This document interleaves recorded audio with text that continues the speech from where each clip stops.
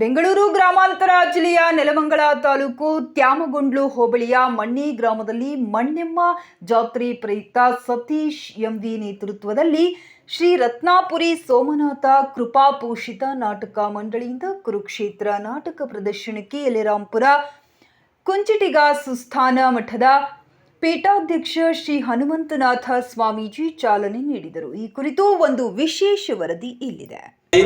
ಜ್ಯೋತಿ ಬೆಳಗುವ ಮೂಲಕ a candle loses nothing by lighting hundreds of candles.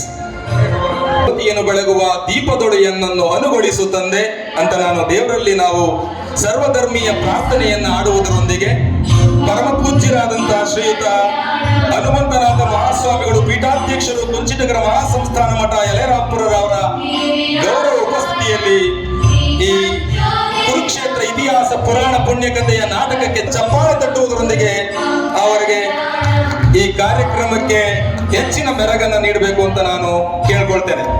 ಹೌದು, ಒಂದಡಿ ಅವಳಿ ರಂಗಸಜ್ಜಿಕೆಯಲ್ಲಿ ವಿನೂತನ ಪೌರಾಣಿಕ ನಾಟಕ ಆಯೋಜನೆ, ವಿವಿಧ ವಾದ್ಯವೃಂದದವರು, ಸಾವಿರಾರು ಕಲಾಭಿಮಾನಿಗಳು ಈ ದೃಶ್ಯ ಕಂಡು ಬಂದಿದ್ದು ಮಣ್ಣೆ ಗ್ರಾಮದಲ್ಲಿ ಆಯೋಜಿಸಿದ್ದ ಕುರುಕ್ಷೇತ್ರ ಅಥವಾ ಶ್ರೀಕೃಷ್ಣ ಸಂಧಾನ ಎಂಬ ಪೌರಾಣಿಕ ನಾಟಕದಲ್ಲಿ ನಂತರ ಕುಂಚಿಟಿಗ ಮಹಾಸಂಸ್ಥಾನ ಮಠದ ಶ್ರೀ ಹನುಮಂತನಾಥ ಸ್ವಾಮೀಜಿ ಮಾತನಾಡಿ, ನಾಟಕ ಪ್ರಮುಖ ಕಲಾ ಪ್ರಕಾರಗಳಲ್ಲಿ ಒಂದಾಗಿದೆ. ಅಭಿನಯ, ನಟನೆಯ ಹಾವಭಾವ, ಸಂಗೀತ, ಸಂಭಾಷಣೆ, ವೇಷಭೂಷಣಗಳು ಪ್ರೇಕ್ಷಕರ ಗಮನ ಸೆಳೆಯುವಲ್ಲಿ ಯಶಸ್ವಿಯಾಗಿವೆ. ರಂಗಕಲೆ ಮತ್ತು ಕಲಾವಿದರಿಗೆ ಅವಿನಾಭಾವ ಸಂಬಂಧವಿದೆ.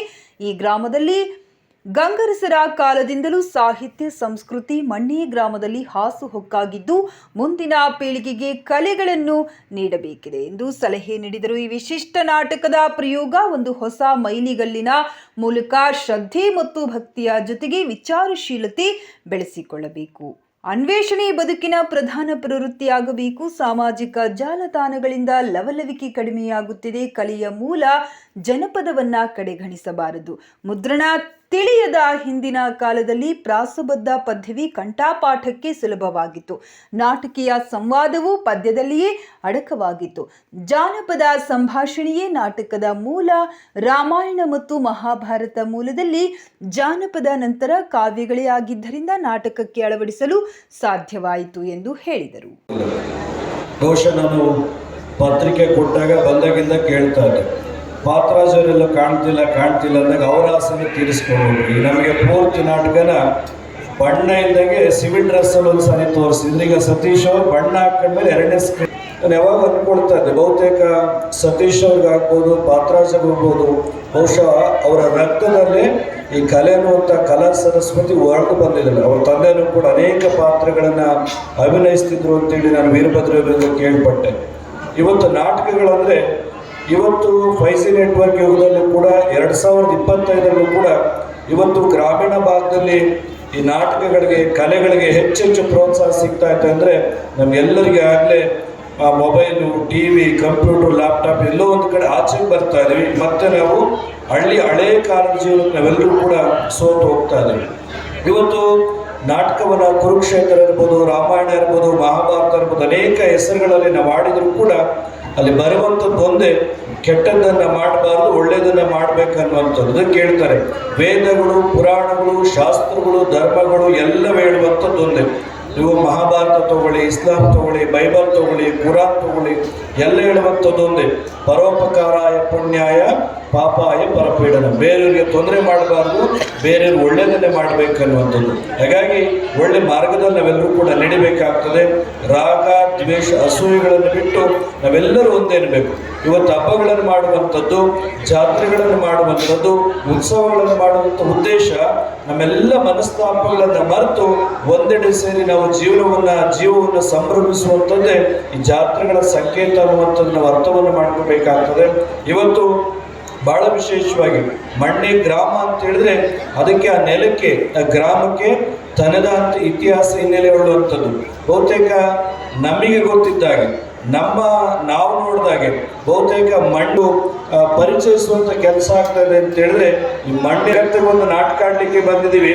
ನಮ್ಮ ಪಾತ್ರಗಳನ್ನು ಅಭಿನಯಿಸಿದ ನಂತರ ನಮ್ಮ ಊರಿಗೆ ನಾವು ವಾಪಸ್ ಹೋಗ್ಬೇಕಾಗ್ತದೆ. ಅದಕ್ಕೆ ಕ್ಷಣಿಕವಾದ ಜೀವನವನ್ನ ನಮ್ಮ ಬದುಕು ನಮ್ಮ ಜೀವನ ಸಾರ್ಥಕತೆ ಆಗಬೇಕು ಅಂತ ಹೇಳಿದ್ರೆ ದಾನ ಧರ್ಮ ಸೇವೆಗಳನ್ನು ಮಾಡಬೇಕಾಗ್ತದೆ. ಯಾವ ಆಭರಣಗಳು ಯಾವ ಒಡವೆ ವಸ್ತುಗಳಿಗಿಂತಲೂ ಭೂಮಿ ಮೇಲಿರುವಂಥದ್ದು ಮೂರು ರತ್ನಗಳು. ಪೃಥಿವ್ಯಾಂ ತ್ರೀಣಿ ರತ್ನಾಣಿ ಜಲಂ ಅನ್ನಂ ಸುಭಾಷಿತಂ ಅಂತೇಳಿ. ಯಾವ್ದು ಒಡವೆ ವಸ್ತ್ರ ಕಲೆಗೆ ಒಬ್ಬ ಒಳ್ಳೆ ಅಧಿಕಾರಿಗಳಾಗಿದ್ರು ಕೂಡ ಕಲೆಗೆ ಇನ್ನೊಂದಷ್ಟು ಜೀವ ತುಂಬುವನ್ನ ಸತೀಶ್ ಅವರು ಮತ್ತೆ ಪಾತ್ರಾಜ್ ಅವರು ಮಾಡ್ತಾ ಇದ್ರ ಜೊತೆಗೆ ಅವರೆಲ್ಲ ಸ್ನೇಹಿತರು ಈ ಕಲೆಗೆ ಪ್ರೋತ್ಸಾಹ ಕೊಡುವಂಥದ್ದಾಗಬೇಕು. ಈ ನಾಟಕವನ್ನು ಪ್ರಾರಂಭದಿಂದ ಮುಗಿಯವರೆಗೂ ತಾವೆಲ್ಲರೂ ಕೂಡ ಶಾಂತಚಿತ್ತವಾಗಿ ಕಾರ್ಯಕ್ರಮವನ್ನು ಯಶಸ್ವಿಗೊಳಿಸಬೇಕಾಗತ್ತೆ ಅಂತೇಳಿ ಕೇಳಿ ನಾವೆಲ್ಲರ ಜೀವನದಲ್ಲಿ ಸಮಾಧಾನವನ್ನು ಗಳಿಸ್ಕೊಳ್ಬೇಕು. ಯಾವುದೇ ಹಣ ಐಶ್ವರ್ಯ ಅಂತಸ್ತು ನಮ್ಮಿಂದ ಯಾವುದೂ ಬರೋದಿಲ್ಲ. ನಮ್ಮಿಂದ ಬರುವಂಥದ್ದು ನಾವು ಮಾಡಿದಂಥ ದಾನ ಧರ್ಮ ಸೇವೆಗಳನ್ನ ನಾವೆಲ್ಲರೂ ಕೂಡ ಸೇವನಿರತರಾಗಬೇಕು. ಭಗವಂತನ ಸ್ಮರಣೆ ಮಾಡಬೇಕು. ಅದಕ್ಕೆ ಹೇಳ್ತಾರೆ ಅನ್ಯಕ್ಷೇತ್ರರಾಗಿ ಬರಬೇಕು, ಸಿಗಬೇಕು ಅನ್ನುವಂಥದ್ದು ನಮ್ಮೆಲ್ಲರ ಅಪೇಕ್ಷೆ. ಇವತ್ತು ಶಾಸಕರಂದ ತಕ್ಷಣ ನಾವ್ಯಾರು ನೆಲದಲ್ಲಿ ನಡೆಯೋದಿಲ್ಲ. ಸಣ್ಣ ಒಂದು ಜಡ್ಪಿ ಮೆಂಬರ್ ಆದ್ರೆ ನಮ್ಮನ್ನು ಮಾತಾಡ್ಸಕ್ಕಾಗೋದಿಲ್ಲ. ಅಂತ ಪರಿಸ್ಥಿತಿ ಒಳಗೆ ಅವರೆಲ್ಲ ಇದ್ರು. ಯಾರೇ ಬಡವರಿಲ್ಲಿ ಜಾಸ್ತಿ ಅವ್ರು ಹೇಳ್ತಿದ್ದು ಬಡವರು ಶಿಕ್ಷಣಕ್ಕೆ ಒತ್ತು ಕೊಡಬೇಕು, ಒಳ್ಳೆ ಉದ್ಯೋಗದಲ್ಲಿ ಇರಬೇಕು ಅಂತ ಸಾವಿರಾರು ಜನರಿಗೆ ಇವತ್ತು ಕೆಲಸಗಳನ್ನು ಕೊಡಿಸಿರುವಂಥದ್ದು, ಸರ್ಕಾರಿ ನೌಕರಿಗಳನ್ನು ಕೊಡಿಸಿರುವಂಥದ್ದು, ವಿದ್ಯೆ ಇರ್ಬೋದು, ಶಿಕ್ಷಣಕ್ಕೆ ಮಹತ್ವವನ್ನು ಕೊಟ್ಟಂಥದ್ದು, ಅವ್ರ ಅಣ್ಣ ಕೊಟ್ಟಂಥ ದಾರಿಯಲ್ಲಿ ಇಬ್ಬರು ಕೂಡ ತಮ್ಮ ಐಎಎಸ್ ನಿವೃತ್ತ ಅಧಿಕಾರಿಯೂ ಆದ ಮಾಜಿ ಶಾಸಕ ವೀರಭದ್ರಯ್ಯ ಮಾತನಾಡಿ, ಮಣ್ಣಿ ಗ್ರಾಮವು ನಾಟಕಗಳ ತವರೂರು. ವಿಭಿನ್ನ ರೀತಿಯ ನಾಟಕ ಪ್ರಯೋಗ ಮಾಡಿದೆ. ಈ ಊರಿನ ಕಲಾವಿದರು ಬೇರೆ ಕಡೆ ನಾಟಕ ಪ್ರದರ್ಶನ ನೀಡಿ ಸೈ ಎನಿಸಿಕೊಂಡು ಬಂದಿರುವ ಪರಂಪರೆ ಇದೆ. ಪೌರಾಣಿಕ ನಾಟಕಗಳನ್ನು ಯುವ ಪೀಳಿಗೆ ಮರೆಯುತ್ತಿದ್ದಾರೆ. ಇಂತಹ ಪೌರಾಣಿಕ ನಾಟಕ ಪ್ರದರ್ಶನದಿಂದ ಹೊಸ ಆವಿಷ್ಕಾರ ಸೃಷ್ಟಿಯಾಗಿದೆ ಎಂದರು. ಕಾಯ ವಾಚ ಮನಸ ತಲ್ಲೀನರಾಗಿ ಈ ಸಂದರ್ಭದಲ್ಲಿ ಹೇಳ್ತಾ, ಇನ್ನೊಂದು ವಿನಂತಿ ನನ್ನ ಕಡೆಯಿಂದ, ಪ್ರತಿ ವರ್ಷವೂ ಇದೇ ರೀತಿ ತಾವೆಲ್ಲರೂ ಸಹ ಈ ಊರಿನ ಮುಖಂಡರು ಅಣ್ಣ ತಮ್ಮಂದಿರೋ ಉಪಾಧಿನಲ್ಲಿ ಊರಿನ ಅಭಿವೃದ್ಧಿಕೊಂಡು ಹೋಗ್ಲಿಕ್ಕೆ ನೀವೆಲ್ಲರೂ ಸಹ ಕೈ ಜೋಡಿಸ್ಬೇಕು. ನಿಮ್ಮ ಜೊತೆಯಲ್ಲಿ ನಾನು ಕೂಡ ಇರ್ತೇನೆ ಅಂತಕ್ಕಂಥ ಮಾತನ್ನ ಈ ಸಂದರ್ಭದಲ್ಲಿ ನಾನು ಹೇಳಲಿಕ್ಕೆ ಇಷ್ಟಪಡ್ತೇನೆ. ಬಂಧುಗಳೇ, ನಮ್ಮ ಊರು ನಾಟಕಗಳ ತವರೂರು ಅಂತ ಅಂದ್ರೂ ಸಹ ತಪ್ಪಾಗಲಾರದು. ಬಹಳ ನಾಟಕಗಳನ್ನ ಆಗಿಂದಾಗೆ ನಮ್ಮ ಹಿರಿಯರು ಇವತ್ತಿಲ್ಲ ನಮ್ಮ ಕಣ್ಮುಂದೆ, ಅವರೆಲ್ಲರನ್ನ ಅಭಿನಯಿಸಿರ್ತಕ್ಕಂಥದ್ದು ನಾನು ಕೂಡ ನೋಡಿದ್ದೇನೆ. ಇವತ್ತಿನ ದಿನಮಾನದಲ್ಲಿ ಸರ್ವೇ ಸಾಮಾನ್ಯವಾಗಿ ಎಲ್ಲ ಕಡೆ ಕುರುಕ್ಷೇತ್ರ, ಸಂಪೂರ್ಣ ರಾಮಾಯಣ ಇವನ್ ಬಿಟ್ಟರೆ ಯಾವುದೋ ನಾಟಕಗಳನ್ನ ಹೆಚ್ಚಿಗೆ ಕಡೆ ನೋಡ್ತಾ ಇಲ್ಲ. ಬಹುತೇಕವಾಗಿ ಕುರುಕ್ಷೇತ್ರ ಮತ್ತು ಸಂಪೂರ್ಣ ರಾಮಾಯಣವನ್ನ ಎಲ್ಲ ಕಡೆ ಆಚರಿಸ್ತಕ್ಕಂಥದ್ದನ್ನ ನಾವು ಕಂಡಿದ್ದೇವೆ. ಪ್ರದರ್ಶನ ಮಾಡ್ತಕ್ಕಂಥದ್ದನ್ನ ಪ್ರದರ್ಶಿಸ್ತಕ್ಕಂಥದ್ದನ್ನ ನಾವು ನೋಡಿದ್ದೇವೆ. ನಮ್ಮೂರು ಅದಕ್ಕೆ ಹೊರತುಪಡಿಸಿ ಹಿಂದೆ ಹಲವಾರು ಬೇರೆ ಬೇರೆ ನಾಟಕಗಳನ್ನು ಅಭಿನಯಿಸಿರ್ತಕ್ಕಂಥದ್ದನ್ನು ನಾವು ಕಂಡಿದ್ದೀವಿ, ಕೇಳಿದ್ದೀವಿ, ನೋಡಿದ್ದೇವೆ. ವಜ್ರಮುಕುಟ್ರಾಯ ಅಂತಕ್ಕಂಥ ಒಂದು ನಾಟಕವನ್ನ, ದೇವದಾಸಿ ಅಂತಕ್ಕಂಥ ಒಂದು ಸಾಮಾಜಿಕ ನಾಟಕವನ್ನ, ಎಚ್ ಎಂ ನಾಯಕ ಅಂತಕ್ಕಂಥ ಒಂದು ಪೌರಾಣಿಕ ನಾಟಕವನ್ನ, 3 ವಜ್ರದ ಕಥೆಗಳಿಗೆ ಸಂಬಂಧಪಟ್ಟಂಗೆ, ಲವಕುಶ ಅಂತಕ್ಕಂಥ ಒಂದು ನಾನು ಕೇಳಿದ್ದೇನೆ, ನಮ್ಮೂರಿನ ಕಲಾವಿದರನ್ನ ಬೇರೆ ಊರಿಗೆ ಕರ್ಕೊಂಡೋಗಿ ನಾಟಕವನ್ನ ಮಾಡಿಸಿ ಅಲ್ಲಿ ನಮ್ಮ ಕಲಾವಿದರುಗಳು ಬೇಷ ನಿಷ್ಕೊಂಡಿರ್ತಕ್ಕಂಥದ್ದು ಸಹ ನಾವು ಕೇಳಿದ್ದೇವೆ. ಅಂಥ ಒಂದು ಪರಂಪರೆಯಿಂದ ಬಂದಿರತಕ್ಕಂಥದ್ದು, ಅಂಥ ಒಂದು ಕಲೆಯ ಪರಂಪರೆಯಿಂದ ಬಂದಿರತಕ್ಕಂಥದ್ದು. ಏಕೆಂದರೆ ಈ ಲಿಗೆಸಿನ ನಾವು ಮುಂದಿನ ಜನಾಂಗಕ್ಕೆ ಪರಿಚಯ ಮಾಡಿಸ್ಬೇಕಾಗ್ತದೆ. ಆ ದಿಕ್ಕಿನಲ್ಲಿ ಇವರೆಲ್ಲರೂ ಸಹ ಇವತ್ತು ಬಹಳ ವಿಶೇಷವಾಗಿ ಒಳ್ಳೆಯ ಸೀನರಿಯನ್ನು ತರಿಸಿಕೊಂಡು ವಿಶೇಷವಾಗಿ ಒಳ್ಳೆಯ ಸಂತೋಷದಿಂದ ಇವತ್ತು ನಾವೆಲ್ಲ ಈ ನಾಟಕವನ್ನು ನೋಡಲಿಕ್ಕೆ ಕಾರಣೀಭೂತರಾಗಿದ್ದಾರೆ. ನಮ್ಮ ಈ ಕಲಾವಿದರುಗಳು ಏನಿದ್ದಾರೆ ಅವರೆಲ್ಲರೂ ಸಹ ಅವರವರ ಪಾತ್ರವನ್ನು ಸರಿಯಾದ ರೀತಿಯಲ್ಲಿ ಮಾಡಲಿ, ಅವರವರ ಪಾತ್ರಕ್ಕೆ ಪರಕಾಯ ಪ್ರವೇಶವನ್ನು ಮಾಡಿ ನಮ್ಮೆಲ್ಲರನ್ನ ಇತರೆ ಗ್ರಾಮಗಳಿಗೆ ಮಾದರಿ ಆಗಬೇಕು ಅಂತಕ್ಕಂಥ ಆಸೆಯನ್ನು ಹೊಂದಿರತಕ್ಕಂಥವನು. ಆ ಹಿನ್ನೆಲೆಯಲ್ಲಿ ನಾನು ನಿಮ್ಮ ಜೊತೆಯಲ್ಲಿ ಖಂಡಿತ ಇರ್ತೇನೆ.